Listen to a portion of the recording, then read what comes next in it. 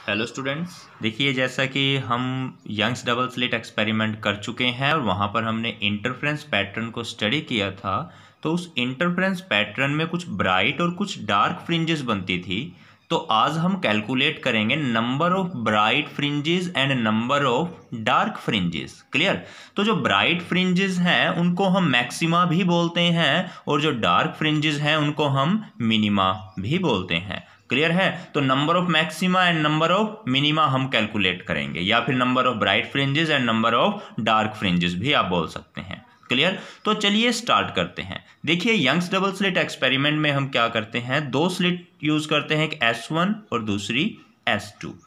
तो देखिए सेंटर, बिल्कुल सेंटर में जो फ्रिंज बनती है that is central bright fringe. इसके बारे में हमें ऑलरेडी पता है, लेकिन यहाँ पर सेंट्रल ब्राइट फ्रिंज के लिए कंडीशन होती है कि पाथ डिफरेंस कितना होना चाहिए, यहाँ पर 0, यानी delta x equals to 0।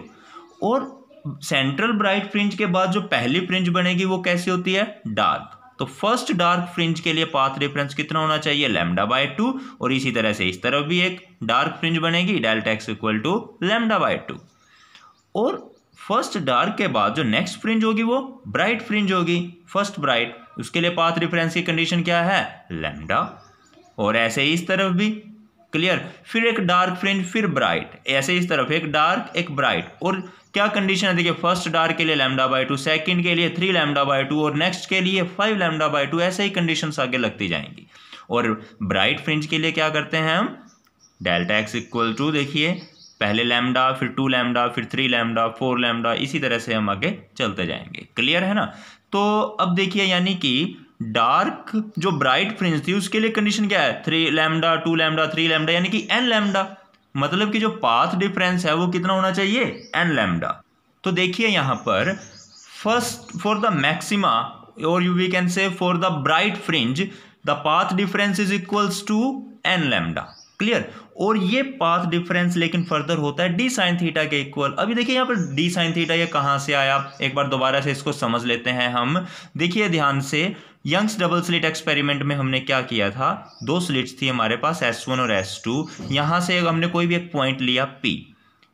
S1 और S2 से लाइट की रेज जा रही है पॉइंट P पर। इन्होंने जो एंगल बनाया यहाँ पर, ये एंगल कितना है, थीटा, और ये एंगल भी कितना, थीटा।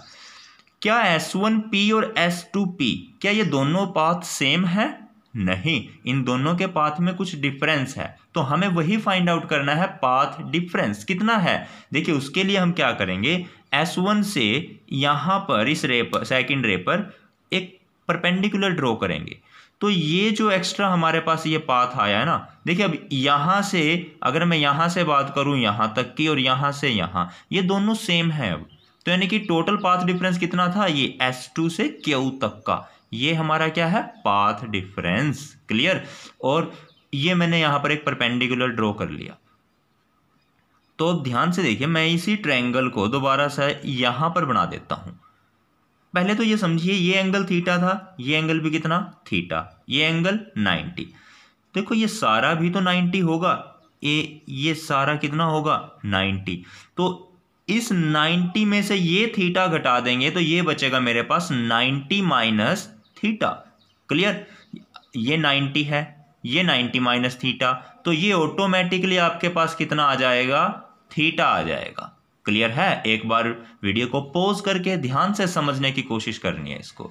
और यहां पर देखो हमने ड्रॉ कर लिया S2Q, S2Q, S1Q, S1Q और S1 S2, यानी S1 S2। क्लियर? ये एंगल है हमारा थीटा।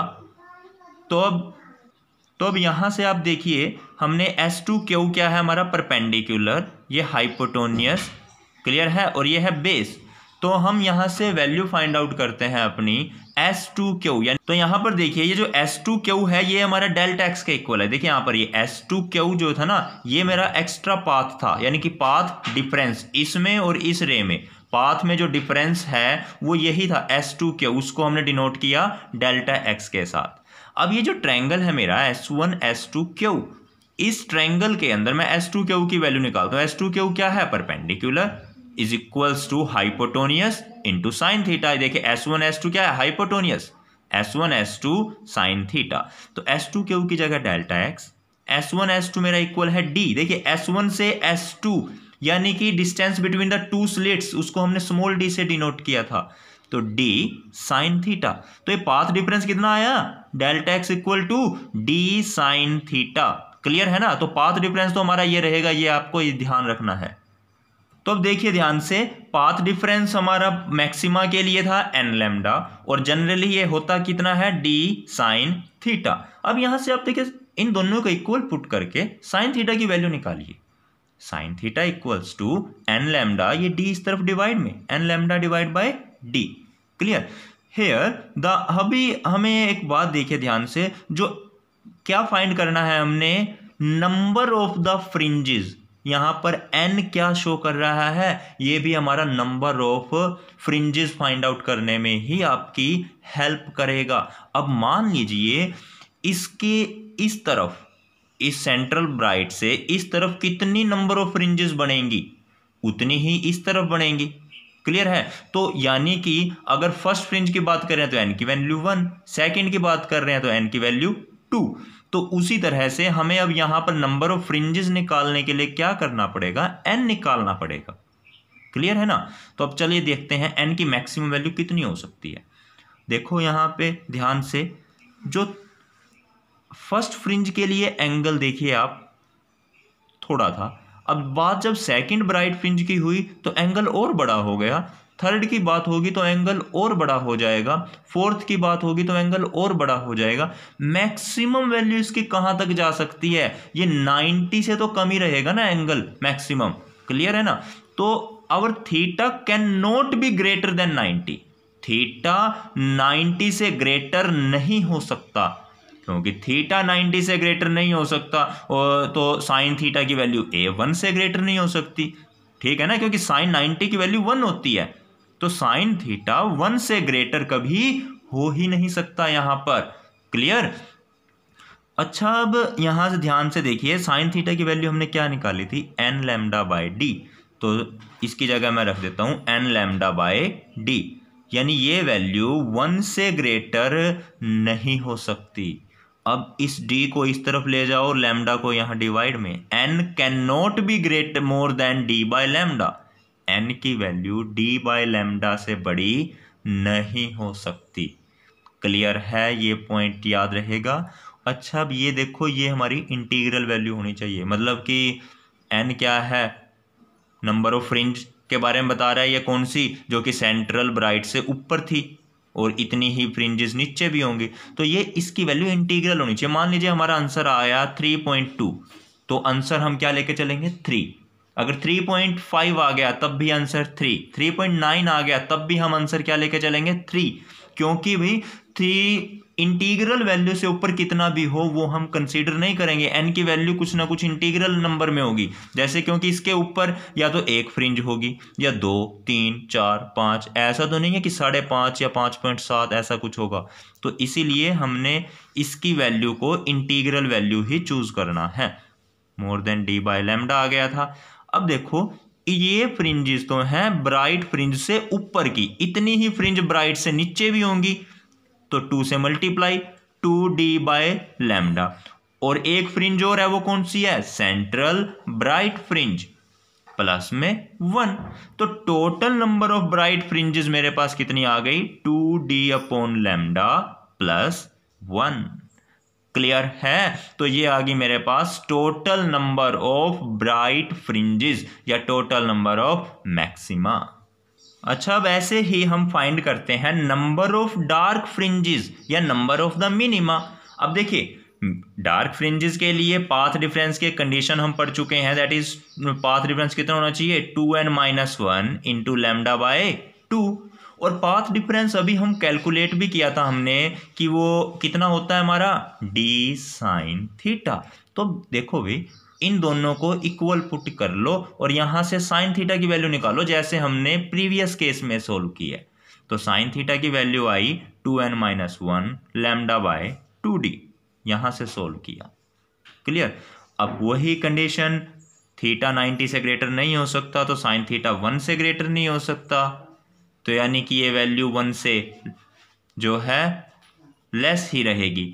तो इसका मतलब ये वाली वैल्यू भी आपकी 1 से लेस रहेगी, यानी कि 1 से ग्रेटर नहीं हो सकती ये वैल्यू भी। 2n-1 lambda upon 2d it can not be more than 1। Clear? चलो ठीक है ये भी। तो अब यहाँ से ये लैम्डा बाय 2d था, उसको इस तरफ ले गए हम, 2d बाय लैम्डा हो गया। 2n-1 था ना, अब ये -1 इस तरफ आके +1 हो गया। तो 2 था 2n, तो यहाँ से n की वैल्यू निकाल ली, ये 2 इधर डिवाइड में आके 2 से 2 कैंसल, 1/2।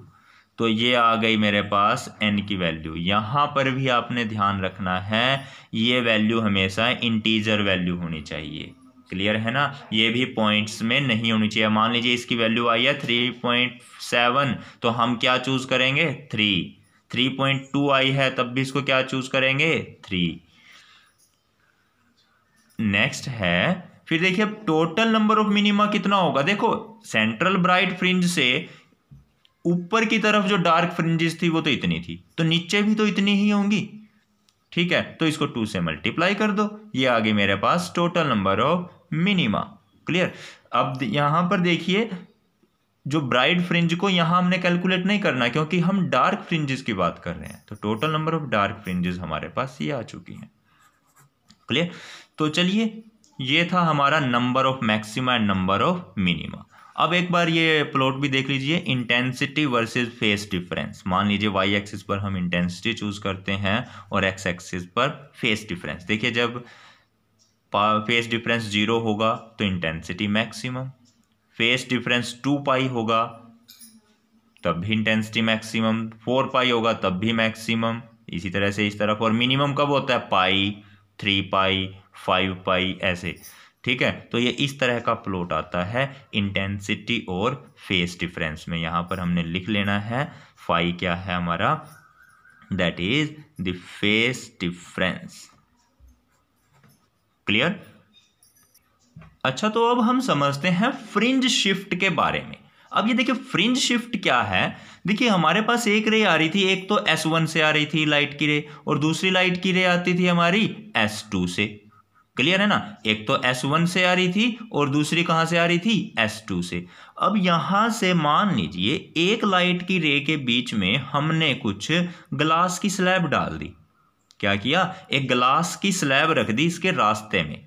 तो कुछ ना स्लैब आने की वजह से जो फ्रिंज है, मान लीजिए एक फ्रिंज पहले यहां पर बन रही थी, तो अब वो फ्रिंज सेंट्रल ब्राइट फ्रिंज यहां नहीं बनेगी, अब यहां पर बनेगी। ठीक है, जो फ्रिंज यहां पर थी वो यहां बनेगी, जो यहां थी वो ऊपर बनेगी। तो ऊपर की ओर ये क्या हो जाएंगी? शिफ्ट हो जाएंगी। क्यों?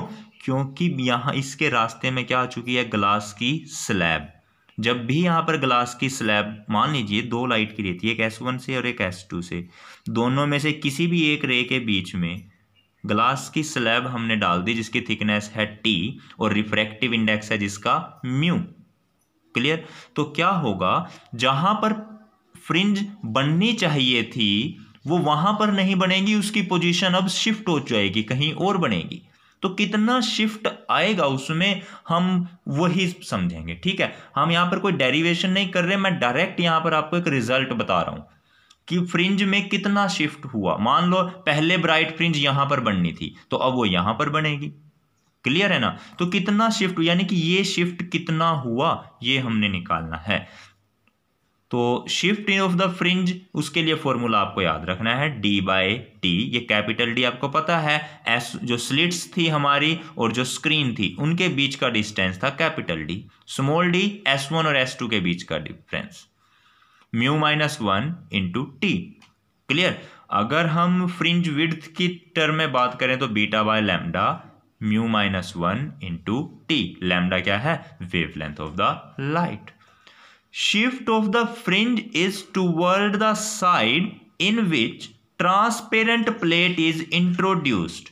अब यहां पर ध्यान से समझो, अगर ट्रांसपेरेंट शीट ऊपर इंट्रोड्यूस की है हमने ऊपर वाली रेज में, तब तो फ्रिंज भी ऊपर की ओर शिफ्ट होंगी। अगर ये नीचे आएगी, नीचे वाली लाइट की रे के आगे आएगी, तो ये फ्रिंज शिफ्ट भी नीचे की तरफ होगा। जरा ध्यान से समझो एक बार। यहां पर पहले ये जो केस था हमारा, सेंट्रल फ्रिंज यहां पर बनती थी, यहाँ पर क्या बनता था, सेंट्रल फ्रिंज।